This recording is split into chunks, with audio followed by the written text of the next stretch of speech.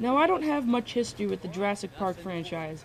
I've only seen small clips from the movies, so I don't have a whole opinion on the series. Now, first, when I heard they were making a Jurassic Park game, I didn't really care. But then when I found out it was made by Telltale, I knew I had to take a shot at it. The odd thing is, I didn't find out it was made by Telltale until after the game came out, because Telltale were the creators of the Back to the Future game, Sam and Max, and The Walking Dead, which are all three of them great games. The three of them are also point-and-click adventures, which I do love. However, the Jurassic Park game is not a point-and-click adventure game. Now, on some websites, it classifies the game as a third-person adventure, but I'd like to classify it more as a quick-time event game. If nobody knows what quick-time events are, it's when you have to do a certain action with the buttons or the analog stick when it appears on the screen, and you'll have a very short time to do it. If you do it right, you continue through the level. If you do it wrong, the odds are this will happen.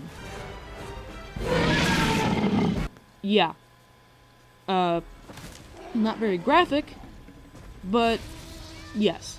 The odds are if you fail the QuickTime event, you will die, but sometimes the game will just keep on going. The problem is that the game forces you to do the QuickTime events, and it's obviously the lowest point of the game. I figure the worst part would be to try and open a door.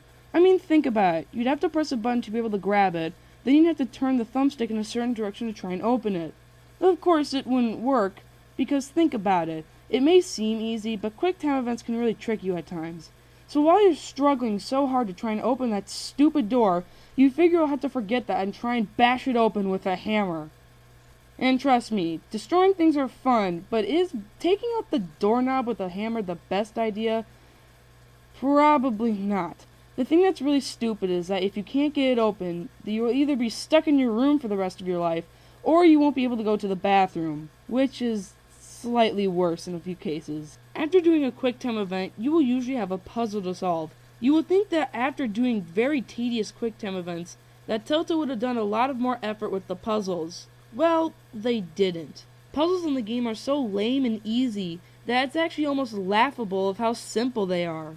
I mean, seriously, it'll probably only take you about 5 minutes to complete a puzzle. Now, there were one or two puzzles that actually were interesting and a little difficult to solve, but they were very far from each other. While figuring out a puzzle, you will usually have the option to talk to anybody you're around at any time you want.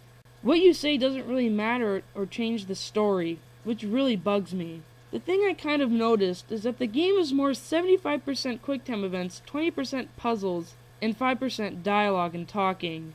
The graphics in the game were alright, the character models look fine, but the dinosaurs look awesome! I mean, come on, you have to admit, that T-Rex is pretty cool. The backgrounds, on the other hand, are just awful, which I think makes absolutely no sense at all.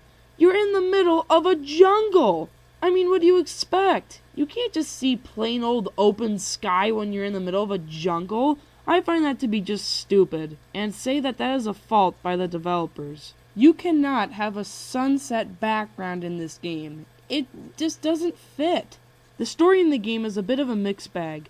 In the first episode, it all revolves around 3 different storylines, but in episode 2, 3, and 4, they're all combined together. The game takes place about right at the end of the first movie, and that's where things start to go bad and all the dinosaurs roam free on the island, attacking everybody in sight. There are 2 things that really bug me about this. 1, all the characters feel like they pretty much have a problem going on in their life. There's the Spanish mercenary who's trying to get money for her daughter, the buff military man who shows his sins for the people he's killed, the regular teenage daughter who starts to shoplift, and even the hippie doctor who starts to care more about her dinosaurs than herself. The thing that I hate about this is that the characters don't seem very different from each other in some parts. And at times it can actually be very annoying and a little difficult to understand. Another part that bugs me is that almost every time they have a chance to get off the island, something stupid gets in their way.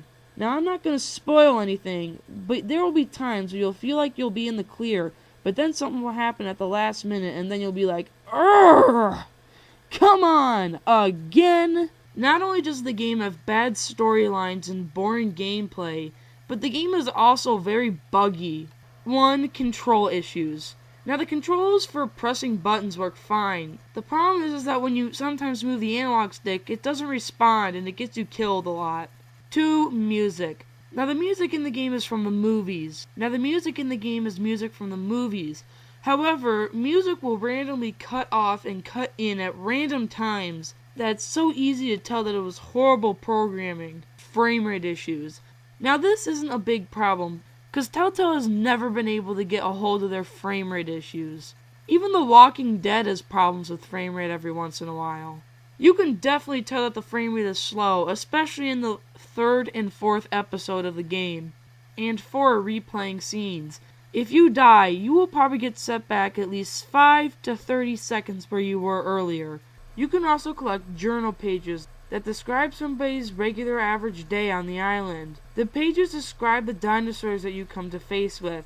Honestly, I really doubt you'll care to read it, because you'll probably have already quit the game by then. There's another thing about this that irritates me. You earn these by progressing through the game. You don't earn them by getting a good score in your quick time events or for how fast you solve a puzzle. You just earn them, which really takes away the replayability. Now once you beat an episode, you can replay any scene you want, if you really care to, which I really doubt you will. Jurassic Park is such a bad game. That's really disappointing of how horrible Telltale made this.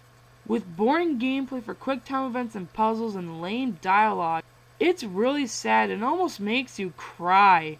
I've seen and heard that a lot of people never even bothered to finish this game, and they got really bored within episode 2. I'm not really surprised, because it took me a lot of will to get through this whole entire game. Now the game is really bad when it comes to gameplay, but when it comes to dinosaurs and knowledge, it does a pretty good job with it. This game has such little content, and you will get bored so quick and not even ever play it again.